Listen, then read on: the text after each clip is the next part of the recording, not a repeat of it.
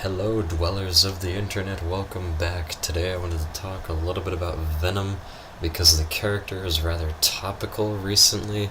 The first Venom trailer for the first Venom film ever with that title surrounding the character has just been released as of the time of this recording about a week ago. And it was super interesting and super cool to see. I like the direction that they're taking the character in as far as I could tell. They didn't showcase any of Venom himself with, Eddie Brock with the symbiote completely engulfing him. The actual physical manifestation of Venom wasn't shown in the trailer for this film. They strictly focused on the human side and the human aspect of the character and what motivates a person in the human mind to seek vengeance to such a degree. Not even providing a reason, really. That is more or less shrouded in mystery, but not in a dissatisfying way. It wasn't like they were withholding information from us. The trailer came across as if they were attempting to communicate the specific emotion and driving force of this character, Venom, of which I am all too familiar. This is my favorite character in the Marvel Universe. I have been following and researching every aspect of this character for God knows how many years of my life, even predating the, Sam Raimi Spider-Man 3 release, even predating Spider-Man the Animated Series appearance of Venom in Episode 8, the alien costume. This character is very near and dear to my heart. I love him, and ever since they announced that a solo film for this character specifically was going to be created, I have been nothing but excited and happy and honored and respectful of Sony because they are finally paying attention to what not only myself but what a lot of fans of the Marvel Universe want. And whether or not this film is in continuity or in the canon of the MCU is more or less irrelevant to me at this point. I would appreciate it if Venom somehow found his way into the surrounding situations of the currently active Marvel Cinematic Universe characters. If he was made sort of an anti-hero ally and followed that sort of path of his character to where he could help in the fight against Thanos but would maintain his status as a villain, that would be cool. I mean, sort of an my enemy is my friend type of scenario where, there's the bad guy, Venom to Spider-Man. Venom would be the bad guy. But in the presence of an even greater threat, a universally and earth-shatteringly difficult threat to beat, where it takes all of Earth's heroes, and perhaps some villains even to fight alongside them to combat this greater evil, this greater threat that poses a threat and could possibly bring about the destruction of the entire world. And forget about the moral implications of good and evil at this point. It is pretty much universally accepted amongst many characters involved in the scenario that regardless of the situation, regardless of your moral compass, regardless of your motivations and of your current standing as a character even, it can pretty much universally be accepted that this threat needs to be stopped, because not even most villains want the Earth completely destroyed. That is, completely outlandish, or even really taken over. Depending on the villain who wants to take over the Earth. Let's say a villain does want to take over the Earth and rule it. Another villain would get in the way because of their own selfish desires to perhaps take over the world themselves and be the leading or driving force in this matter, or to just have the freedom to operate of their own volition and not have to report to any superior authority or power, which is the problem they're already facing and they're already trying to overcome in the current environment, in the current social hierarchy of society, which could possibly be made worse by another villain taking over, which would mean directly that a presence and a power like Thanos and his army that he would bring about to ensure the destruction of the planet or full control of it, this would mean that Venom would obviously be on the side of fighting against such an act. He is already a person who has mixed allegiances depending on his standing as a character. He starts out as an outright villain whose only motivation is to kill Spider-Man above all else, but he eventually develops his own presence and significance as an anti-hero sort of character who is fighting for justice, sort of, but he is willing to go a little bit beyond what Spider-Man would be willing to do as far as punishment of enemies and he's just willing to go a little bit further. Venom, I would say, is a fusion between the Punisher and Batman. He is not as willing to kill as the Punisher, I don't think. Probably just as much, depending on who the symbiote is infused to. Probably not as willing to kill as the Punisher, because the Punisher kills everyone. Venom has a bit of a limit, or at least somewhat of a limiting factor that is embedded in his consciousness as far as justice is concerned. He's not out to kill every single person. The Punisher wants to kill everyone. Venom is willingly leaving people alive, but not as many people alive as Spider-Man would. Spider-Man views killing as a last resort, as most heroes do. Venom is willing to hurt, he is willing to punish, he is willing to break bones, and he is willing to go to greater lengths to put fear into his enemies, like Batman. Not only that, but Venom isn't a complete hero. He is mostly self-serving and self-satisfying as far as his existence in the in the world and on the Earth is concerned. His motivation for justice and his motivation for helping people indirectly, well, not indirectly, pretty much directly, comes from his different symbiotic hosts that he's been attached to. He always maintains that distaste for Spider-Man, but because of his attachment to different hosts, including Spider-Man, I think, have been a driving and motivational factor into his psyche, not only as a character that is fully bonded with other human hosts, but as the symbiote itself. I believe the symbiote has learned quite a lot about justice and the human condition, and about protecting innocence and, what it means to be innocent, depending on the situation at hand, just based on being attached to Spider-Man and several others. And it's just really cool that we're getting a film focusing on this character after him in Spider-Man 3 of the Sam Raimi trilogy. I like the Sam Raimi films as much as the next guy. I grew up with them. I loved them. They were great. Spider-Man 3 being the worst of all of them.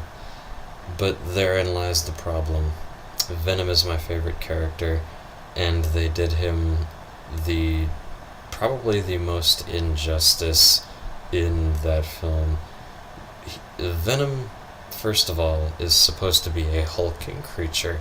Not as big as the Hulk, mind you, but pretty fucking huge when it comes to muscle mass and the type of build that the character is supposed to be. Now I realize, with the casting of this guy, what's his name? Fuck, I forgot his name.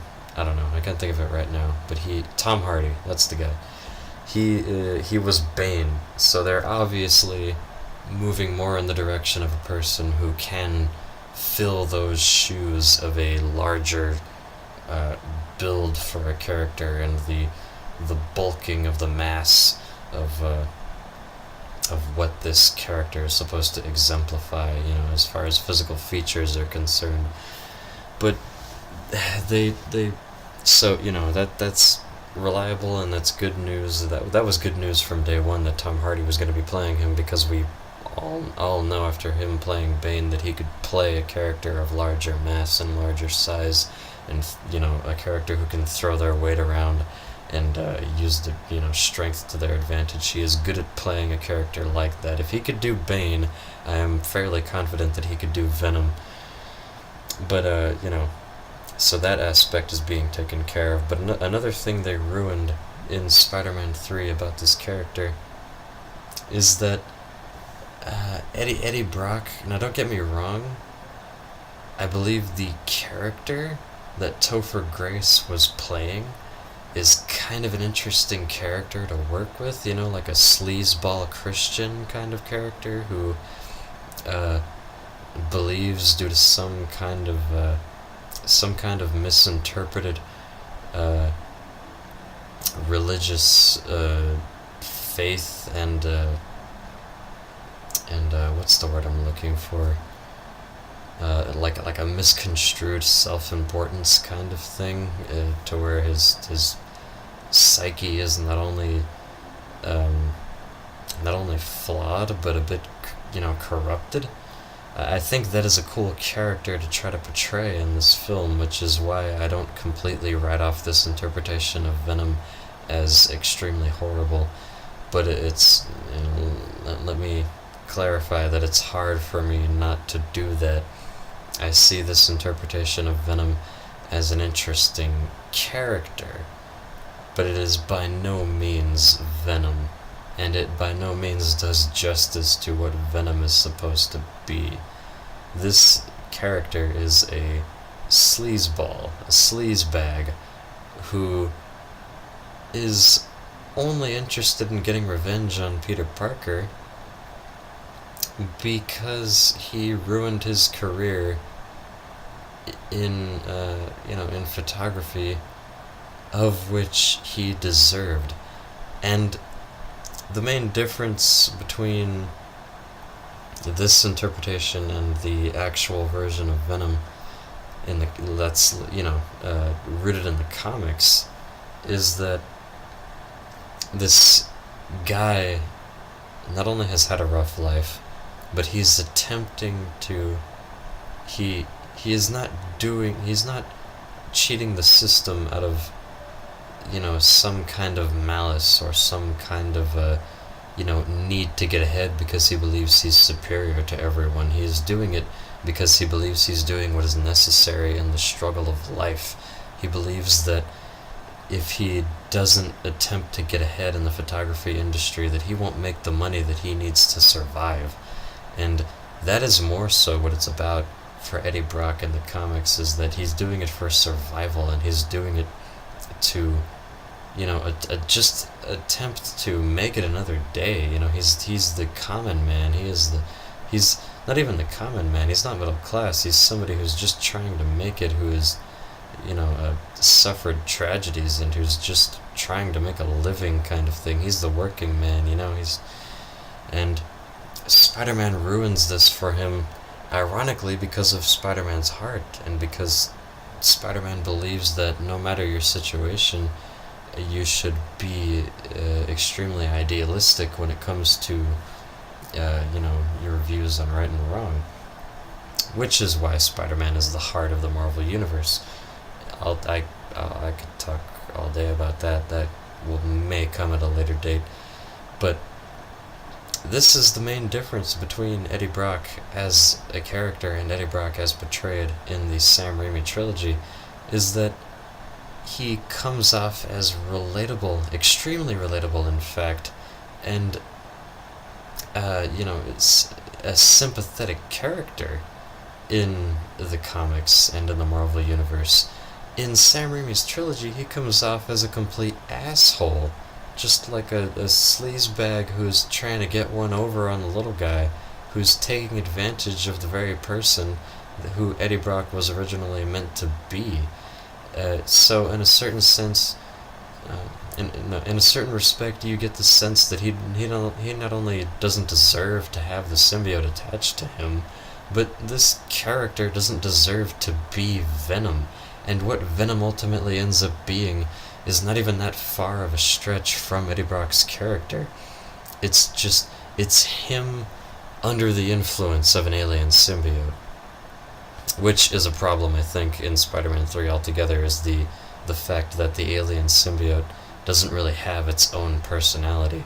It's just like an influencer of the current human host's personality, which we do see aspects of in the comics, but that's not the full picture.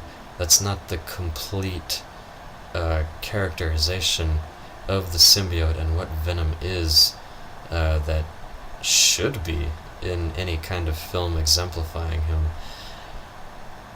What we see in the Sam Raimi trilogy is the symbiote being influential, but we only see tweaked versions of the human host's personalities. We see Peter Parker get a little bit edgier, he gets a little bit more pissed off, he gets darker, and he doesn't give a fuck a little bit more. He's not willing to be as nice or forgiving of the villains and people in his life who are causing him trouble and anguish and pain. He is a lot more of a fuck it kind of person. Eddie Brock, on the other hand, he goes from being a sleazeball without power to being a sleazeball with power. There is roughly no change in who his character is fundamentally. It is just him with power. He's doing exactly what a person with his kind of personality archetype would do that you would expect. You know what I mean? Like, this guy is just a desperate guy who is extremely selfish, who wants to make all the money, who wants to get all the girls, who wants to get into the highest position possible career-wise, which, people do want that, but he is willing to forego all sense of morality and justification to justify to himself that this is the right way of thinking. He's just an asshole. He's a piece of fucking shit, this character. And that's not who Venom is. Venom, Eddie Brock, at least I should say, is a sympathetic and relatable character.